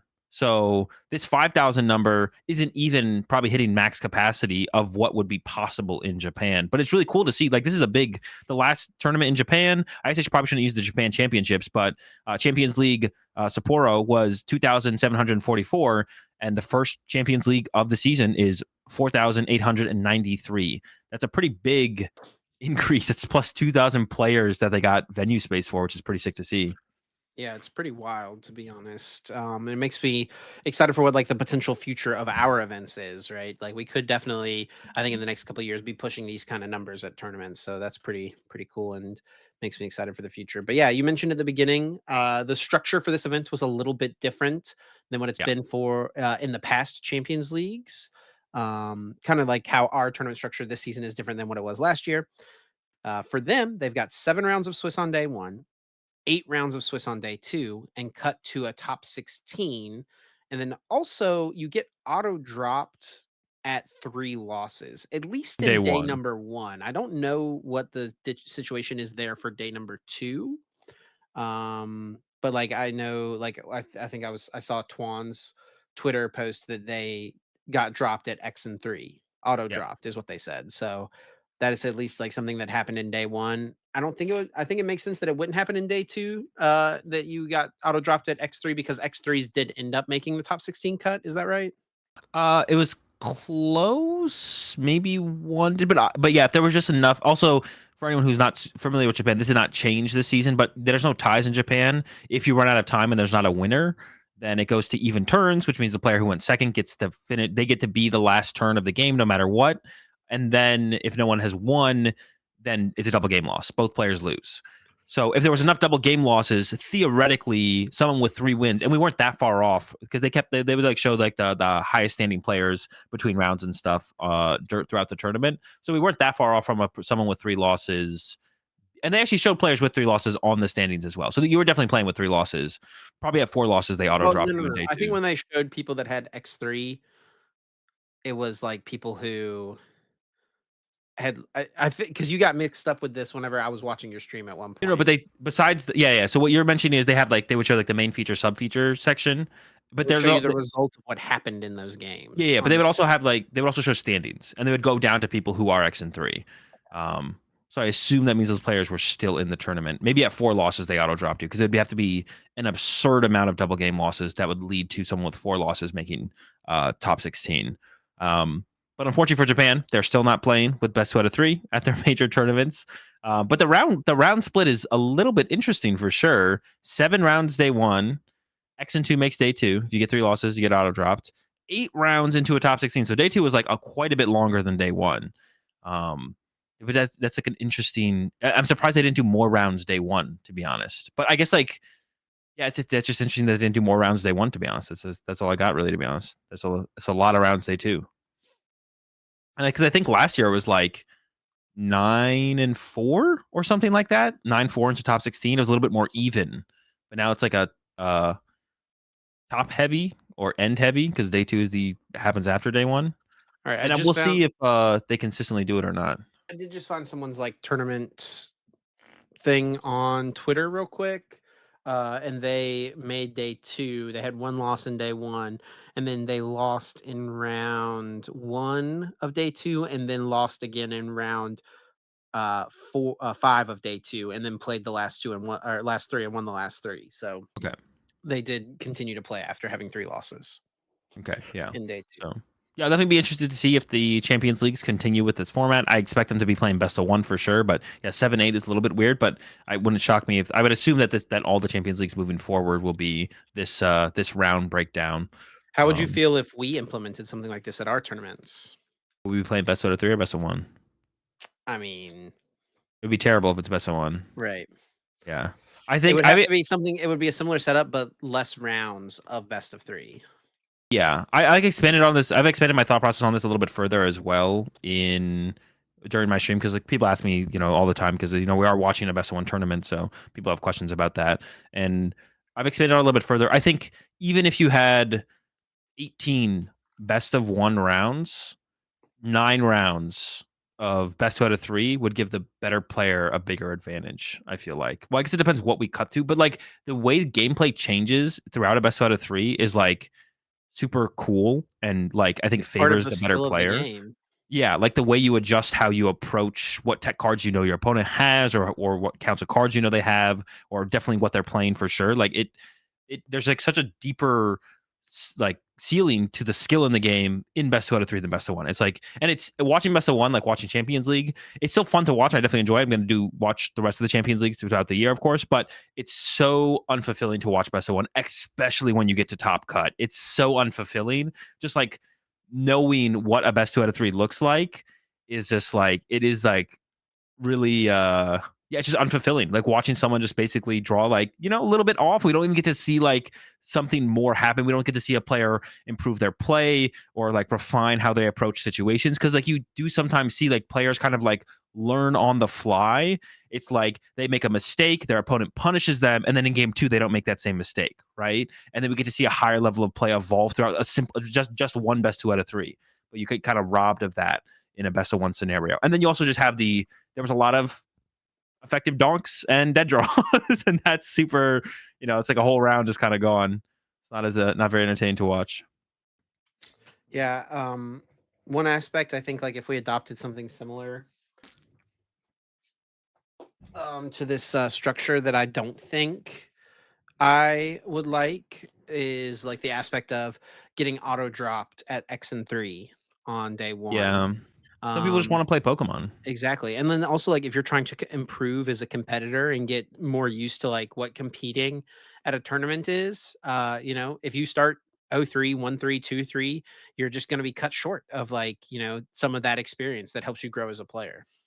Yeah, I definitely don't like it for like all those reasons. It feels bad. Like you set up all those tables to begin with for the first couple rounds. And people do drop at once they hit their 3 losses. You know what? You don't have to like people are gonna drop after their 3 losses. I'm one of those players who I would drop if I hit my third loss, personally. But some people do want to stick it out. I think giving them the ability to play more Pokemon in a way more competitive environment is I don't know, feels like a negative to kind of take that away from competitors, from players. For sure. I definitely agree with that. Well, let's get into the results here of the event. And the big result, the deck that won, was Raging Bolts Ogre Pawn. Which this deck was not being talked about that much. I feel like going into this format or where we're at in the format, I feel like people like, especially like the circles we're in, what we hear, what we see, people aren't really talking about. People are talking about Dortmund coming up. No one's really talking about Champions League when they're coming up, right? It's a little bit removed from our sphere. But yeah, no one. I feel like Raging Bolt was not a deck that people were like, "Oh, this is the deck to play right now for sure." But maybe that's what kind of led to it being so successful and getting the dub here. There was 2 in top 16 total as well. Yeah, and it's really there's nothing crazy about this list. The only new card is Briar, right? But other than that, it's like pretty much all stuff we have seen. It's the 4 Sada, 1 Boss, 1 Iono. That's like kind of normal counts. The 1 Pal Pad, the 3 Pokemon Catcher. I guess the 3 copies of Night Stretcher is maybe a little bit something we're not quite as used to. But Yeah, that's only maybe one energy retrieval, right? A little bit like it's not like that much lighter because you still have the knife stretcher, like you mentioned, right? right. There's still a decent amount of recovery cards. The total amount of recovery cards isn't less, but it's not the 4 energy retrieval that we had seen in the past. And they do have the 1 Superior Energy Yeah, Retrieval. that does get a Um, lot. So yeah, the Night Stretcher does give you a little bit more flexibility where it allows you to recover Pokemon that you mill off of Pokestop, right? Yep, Um, could let you reuse a Pokemon like a Sandy Shocks, I guess, if you wanted to. I don't think that that would come up too often. Maybe if your opponent chased your Pheasantipity, you could get it back. it does come Um, up. but yeah, there's the 1 energy retrieval and then 1 superior energy retrieval. Yeah. So yeah, nothing wild. I think I saw someone mention it. Only one Stellar Crown card between the two decks in the finals. Ogrepon took it all down, and everyone's favorite deck, Lugia, got second. And it is generally I would say this is a favorable matchup for Lugia, but the Lugia player did open pretty slow in. I was gonna say in the first game, in the only game in the finals, and there's nothing. There actually is a little something a little bit interesting. The counter catcher is interesting, and I guess I got the thorn in here as well. So it is a little spicier of a build here for the Lugia side.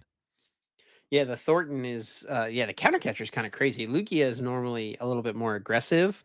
But I guess it's like, there are a lot of pretty aggressive decks in the format, right? Like Yep. the Raging Bolt Ogre Pawns, for example, where if you go first, they take a turn one knockout, you're going to be behind probably most of the game. Countercatcher maybe could let you find a path back in, and it's nice as well because you get to Iono plus Countercatcher.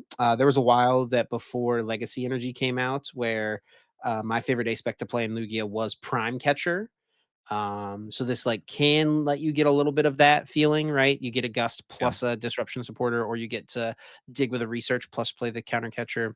The Thornton though, that is definitely a really interesting one. Maybe to like get a Luminion out of play, maybe to remake like a Minchino out of nowhere if you only got one Yep. down, something like that. Those feel like pretty good uses for it.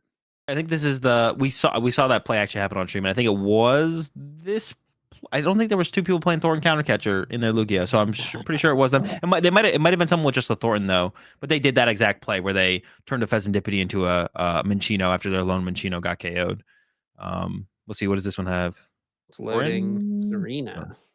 no, the Serena still. And this guy had the Klefki in the deck. I remember when I was watching your stream, that's something I heard you say is like you just feel like Klefki seems really Yeah, good I right think now. I think Klefki's broken right now, but not like you can't really like it feels awkward to put like Klefki in like a Charizard deck. 'Cause, like not everything can play Klefki, but like Klefki and Lugia feels like it's a pretty good inclusion right now. And like other decks that can kind of I think like a lot of the Area Zero decks can kind of force it because they have the potential for big explosive turns. But then any other deck that can kind of accelerate a Pokemon into play or accelerate an attacker being set up in a turn like a Lugia deck, I think can abuse the Klefki pretty good right now. And there was 3 Lugias total in cut, right? Yeah, Yeah. 3 Lugias total. It was the most represented deck. And basically all the other decks had 2 copies each represented. So Yeah. there's like 2 Ogre Pawns.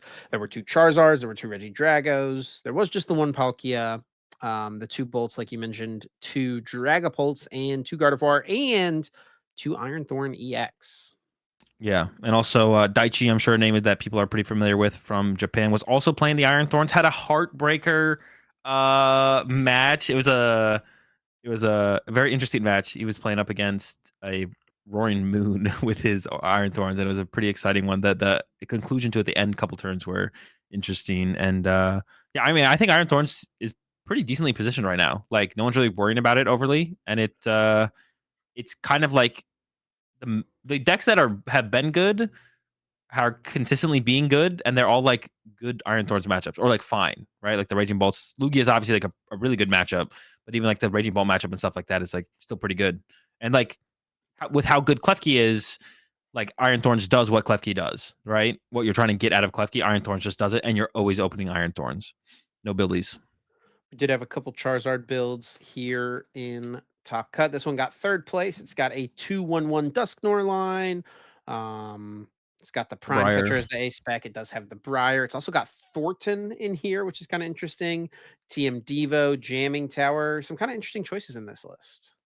Yeah, it's got a lot of the, I guess, tech cards. I don't know what you want to call them, but like the not like overly situational, but like gives you big power plays, right? Like the Thornton. We saw a couple of like really big turns through like Grand Trees and Thorntons and stuff from Charizard and Dragapult decks on stream throughout the weekend. So it's cool to see those. Like it was turning like, oh my gosh, how can the Charizard player ever win here? Until like 2 turns later, it's like, oh, they can't lose.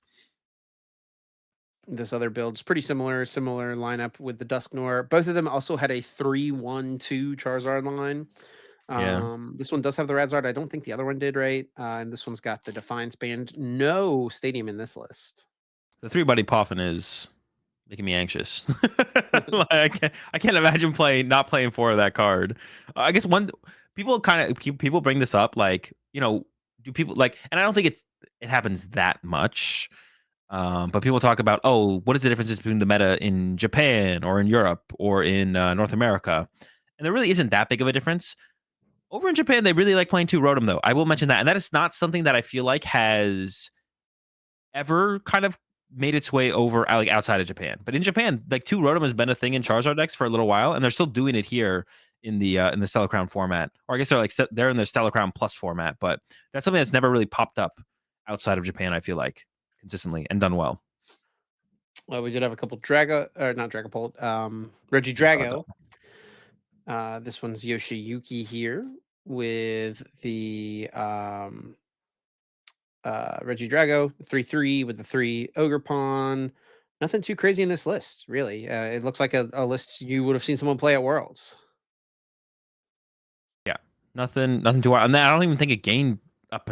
Like there was actually a couple situations that came up on the stream where like Briar would have been good in Reggie Drago, but yeah, I don't know if it's worth including at all. But that'd be like the only thing to maybe consider would Yeah, and be this a other list Briar. is pretty similar as well. I feel like I recognize this person's name. Yeah, they won. Wow, is that really what I recognize it from? They won. I doubt it. Look at this deck. This was that deck that got insta bans. That they hit this deck super hard with the bans right after this tournament. Do you remember? It's this like No, this is Puzzle of Time and Chip. Why is this allowed? well right after. So that for anyone Oh, it's listening, the Island Amulet. I yes. So remember. this was a expand. This person won an expanded tournament in Japan in 2019, where like instantly after this tournament, they banned so many cards from this deck as well. They banned the Lieutenant Surge, they banned Duskstone, they banned Puzzle, they banned Chip Chick, they what that might be it. They ban They Island banned Amulet. Surge. I don't they actually maybe did ban the Island Amulet. I don't remember. But basically what this deck aimed to do was just like uh go behind on prizes super fast. You knock out your Mismagius, you knock out Jirachi EX, which could Yeah, search for supporter cards with Island Challenge Amulet. And then, you would just use Surge. You would end your opponent down to a low hand size. You would Mars away their one card, Chip control their top deck, GG in to discard their Pokemon in play, and then just attack with Calamitous Slash until you win the game. yeah, absolutely absurd deck. If Yeah, you it's look at the basically a top turn cut, look one. at the top cut of this tournament. It was just 2, 3, It's 4, 5. all this deck. Yeah, and it probably only lost to itself on the way through. Yeah. Most definitely. Yeah, an absurd combo. It's like turn one hand lock, knock out your active. Good luck. Get to Yeah. top deck. Oh no, they have Chip. You don't even get to top deck. They're gonna Yep. chip your top deck. You have to like have like 6 Pokemon in play, and then like they have to all be one prizers, and then yeah, absolutely absurd deck. Definitely You deserved. could also play support on your first turn in this format. Yeah, dude, just absurd. So you just went first, locked your opponent out of the game. And start swinging next turn, right? Yeah. GG end them next turn. GG end. Sheesh. Well, it's a good thing they banned some of this stuff. I mean, yeah. This is why I'm like okay with expanded. I know I don't think there's a deck like this in expanded right now. I think, but when people aren't cooking a format, it's going to be undercooked, right? So who knows what's out there in expanded right now? Be a lot There's more. some crazy potential, but yeah. Anyway, back to the current format. There was an Area Zero deck, or not an Area. This one's not. Oh, it is an It Area is, Zero yeah. deck. Okay. So it's not the Dusknor Palkia. It is Noctowl Palkia Terapagos. So this is the best finishing Terapagos of the tournament, 5th place. Yeah, best finishing Terapagos, and I haven't seen like a Palkia build like this. I mean, I guess it's a kind of like straightforward Palkia. I've messed around with this a little bit, but it has like a little bit more, leans a little bit more into the Terapagos to have like access to the Briar, of course, which is like a super powerful combo. And then it's kind of backed up by it is backed up by the Noctowl, but also just 2/2 B-Barrel line in here, right? With a Squavette, a lot of bench, just a Palkia deck. Yeah. We've got the Articuno in here with the Yeah, Wild Freeze to get some paralysis, buy some turns, maybe something like that. yeah, I like this. I like this list a lot, to be honest. I'm a big fan of what's going on here. The For some, one singular copy of Glass Trumpet to power up your Terapagos in one turn. just need one, and the one E-switch so you can like back-to-back Moonlight or get into your Articuno potentially in one turn after Palkia has been exhausted. Yeah, definitely a cool list. Definitely I would say the most unique new deck, right, in Top Cut. Yeah, Most innovative. Everything else we have seen before. And then finally Um, here, speaking of seen before, we've got good old Gardevoir, a couple of these making the top 16. yeah, and it is the more classic Gardevoir. This one has like double TM Devo, but that's not like anything extremely new. But it's not the Henry Chow turbo builds with Raikandi and stuff that we had seen most recently, Yeah, no which secret boxes. isn't overly surprising, I guess, because I think Drago isn't a threat in the format. I think Drago's still very, very good, but it's like probably not as popular as it has been. So like the slower Guardies can actually keep up with the more general meta, I would imagine. Yeah, I feel like Drago is going to be positioned to have kind of a tough time if Raging Bolt is a big force in the metagame. And honestly, to be honest, I don't know how strong Drago is into like Terapagos. Yeah, I'm unfamiliar with that matchup. I actually think, well, I think like going into Dortmund, I think Drago's a pretty good play, which we'll talk about a little bit more about Dortmund here in a second, because I don't think Raging Bolt's going to be that good of a play. I think it's going to be kind of something similar to like Baltimore, where it's like once you actually like look at it, it's like, oh wait, all these decks beat Raging Bolt, and then Raging Bolt has a pretty poor performance. The Gardevoirs, the Charizards, the Lugias are like all favored into the Bolt. And I think like Gardevoir is definitely underrated right now as like a deck. I don't know if I'd lean more towards Turbo or not. One deck on this that we don't have a deck list for is that other Dragapult there. We actually saw a really, really cool build from Shintaro. There was no engine in it besides Dippity, and it was just a bunch of Dusknoir. It was just like literally just Dragapult Dusknoir. And he lost out at 11-2, I want to say. I think it was 11-2. Yeah, and he was on stream, and I think we saw the weaknesses of his engine in his streamed Yep. match, right? He had several turns in the middle of the game where he did nothing. Even though his opponent had a slow start, it didn't matter because his deck was slow. Yeah, no, there's like no B barrel, no Pidgeot, a lot of Dusknoirs, and a lot. It was just Dusknoir Dragapult. That was it.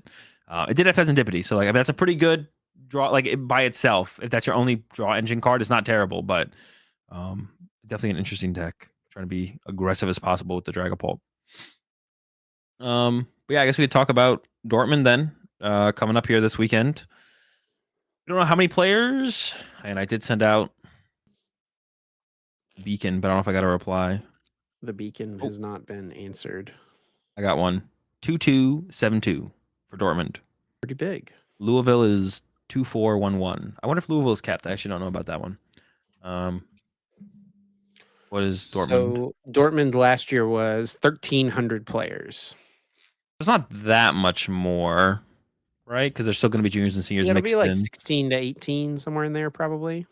Yeah, that's still a decent increase, right? That's like almost like a Yeah, it's pretty 30, sizable. 30%. Yeah. Yeah. Not bad growth rate for sure. And it's not capped either. You could still go register for Dortmund right now, I believe. So if you were thinking about going or just learned about the event literally right now as we're talking about it, Oh, I hold up believe. real quick. Speaking of all these announcements and stuff, just on Twitter, just now saw posted about 40 minutes ago, 50 minutes ago from Gaming Gen. Attention Pokemon trainers, additional TCG and VG seating has been added for the Louisville Regional Championships taking place October 11th to 13th. Registration will reopen Oh, it was Thursday, okay. September 26th at 7 p.m. Eastern Daylight Time via RK9. Giving you 2 days notice as usual. Yeah. I mean, this is like, I think a little bit more. Yeah, I agree. It's not If the there's initial registration or whatever, right? They're making space available because like it did sell out extremely fast. So if you're yeah, out there and wanting to play in Louisville, they've made more space. Hopefully, you get yourself a chance to get a spot. click on their Twitter real fast. Actually, go to their Gaming Twitter Gen. page and then go down, and there it is. I'm taking credit for that retweet. Oh. Gaming Gen retweeted Arcanine's tweet about Sacramento. I'm taking credit for that one. I don't care what their real reasoning was. I'm taking credit for that retweet. But yeah, we got Dortmund coming up. I don't think there's going to be anything too crazy, right? Like it definitely seems like there's a lot more going on when Telecron initially dropped, and there's probably still some stuff out there. I think one deck missing that has been decently hyped up recently in the Twitter sphere, online tournaments a little bit, has been Terapagos, and we didn't see. I mean, there was the Terapagos and the Palkia, but no Terapagos decks in top 16. Yeah. And we did see a couple on stream though. There's definitely some interesting ones. One was like had Reggie Drago in it just for its VSAR power, but then also played Radzard with fire energy. And it has been doing decently well in these online tournaments, like I mentioned. And it's been decently hyped up recently as well. So that's like kind of like the deck I feel like is maybe still got that potential that's missing from the results from Champions League. But it definitely feels like a lot of what was good before Charlotte Crown is still good with Briar. Yeah. I think we will see plenty of Briar this weekend. There's probably going to be a lot of Briar. Yeah. Do you think of anything else though that's missing from like what did well or what we saw at Champions League? Like Terapagos feels like the only deck that's really missing. Yeah, Um, I think that's about it. Maridon, right? Got a little bit of hype with the, Area Zero, yeah, Mewtwo, Raikou hit for a bunch. We didn't see any Ancient Box. Um, someone got hit hard by Briar though, so that yeah. one makes sense. No Turbo Moon, I guess as well, but like that was always like a more of a fringe meta deck. We don't expect it to be showing up, and we did see it on stream in Champions League. I should mention that as well. Um, no stall. I didn't see any stall on. And before people say, "Oh, but it's best of one," they don't play stall in Japan. That's not true. We've actually seen it have a decent amount of success at the Champions Leagues, and also won in juniors, I believe. So that's what someone mentioned in my chat that stall won over in juniors or something like that. So yeah, they're not afraid to play stall in best of one. You can definitely get the games done in 25 minutes. But that I feel like it's probably be a little bit more popular in best two out of three. So that could definitely be a deck we see pop up more at Dortmund. But speaking of stuff that we didn't see, Chip, let's get into our first prediction here. What is a deck that didn't make top cut in Tokyo that you think will be in top cut in Dortmund? I mean, all the choices were taken, right? But I mean, I guess the easiest answer is probably a Terapagos deck, like a dedicated Terapagos deck. Yeah. But I'm gonna go with Control. Control. Pidgeot Control. Not Snorlax, not Blocklax. Yeah. We got some pretty dang good control players over there in Europe. That's true. Where's Sander been at? I know we got Alessandro's been doing pretty well with control at the last couple of events of the year. We haven't seen Sander pop up at all recently though. Yeah. Maybe he's been cooking. So I'm gonna lock in Pidgeot Control. What about you, Azul? A deck to make top cut at Dortmund that did not make top cut in Tokyo. It sounds kind of lame. I kind of want to say stall, but that's like super lame to say stall. Looks like we're predicting Um, a fun tournament in Dortmund but this weekend.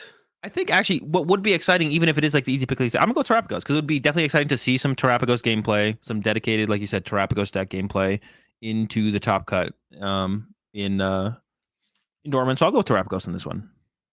All right, our next prediction. How many Area Zero will there be in top cut? Probably the most impactful card, maybe besides Briar, I guess. Yeah, I wish it was In more the impactful new than set. Briar, but Yeah. So how many Area Zero do you think we'll see in top cut? Not just top 8, top cut. yeah. Well, if we look at the results and we're talking about an actual count of the card, not how many decks are playing it. There was only one Area Zero in top cut of Champions League, but I think some of the decks in the top 16 of Champions League are fraudulent. So there's definitely some space for some more Area Zeros. There are 3 Area Zero in the Palkia deck, buddy. Yeah. Oh, what did I say? I meant just one deck. My bad. One deck. Yeah. So I'm gonna go with 7 Area Zero. What are you Um, feeling? I'm gonna go with 8. Just 2 people playing a Area Zero deck, and they each have 4 copies in their deck.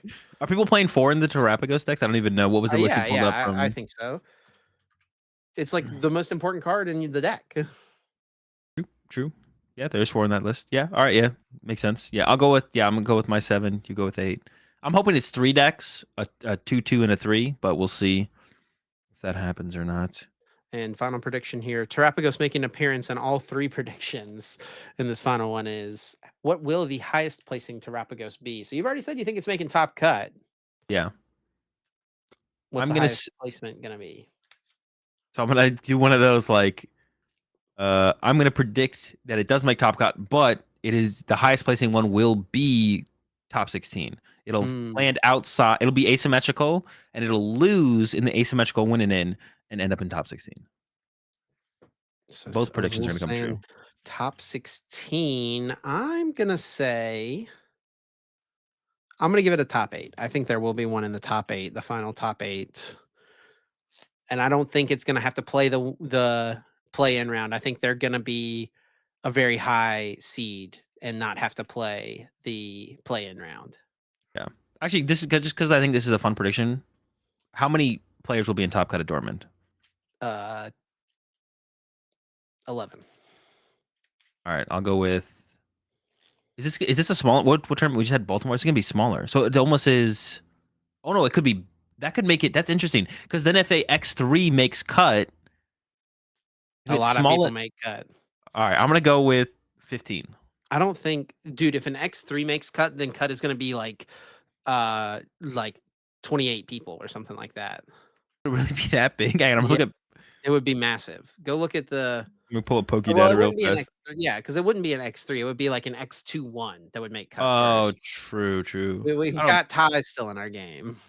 Well, So then it would be like, 14, 15 potentially. if people don't back out of gentlemen's agreements, then maybe the Oh, ties will snap. be Who you limited. who you I'm calling not out, calling. buddy? I'm not calling out anyone specific. No one specific. No one specific. Have you ever had anyone back out of a gentleman's agreement with you in tournament as well? Nope. My gentlemen's agreements have always concluded with me conceding or my opponent conceding. Interesting. Yeah, I'm looking at the results here. So there was 9. There was 9, right? Or was it 10? No, there was 10. 10 at Baltimore, X2s. Right after that was 10, 1, 2, and that went down to 13th. But it would be different if it X, or it would be, yeah, the 10, 1, 2s would make cut. I'll go with, what'd you say? I said 11. I'll go with 13. I'll go with 13. That still seems like it'd be tough. Probably Yeah, neither of those is going to happen. It's probably most likely going to be 9. yeah, probably. This is so far the asymmetricals have not been as exciting. Well, we've only had one, I guess. I was hoping for Yeah, so far they've. Yeah, I was hoping for like 17 player top cuts, but the way it plays out is it's not realistic until the tournaments get way bigger. I think we need tournaments to be bigger to actually pull that, or smaller. I guess smaller could work as well for that same reason, though, right? Because we just need someone with a different record to get in there besides just X2, Mm-hmm. or we need more X2s. I guess that could also work. Yeah, I'll go 13. All right, and that does it for our predictions, and I think that does it for our episode as well, Azul. Yep. Before we get out of here to our bonus episode, you got anything else you want to say to the people? Nope. Send us out, Chip. All right. Well, thanks a bunch, everyone, for listening as always and for your support as always. And if you do want to continue to show that support, the best way to do that is to like, subscribe, comment, all those things that are free and easy and take just a second of your time. It really does mean a lot and helps us out a bunch. And if you want to show us that a little bit additional support, you can become a channel member here on YouTube or a subscriber on the Spotify in order to get access to our weekly bonus episode, which we're going to be getting into here shortly. And if you want to stay up to date with myself and Azul, the best place to do it is over on X. You can follow myself at Chip Ritchie, Azul at Azul_GG, and you can follow the podcast at Uncommon_Energy. Appreciate the support as always. Catch y'all next week, Wednesday, 7 a.m. Eastern.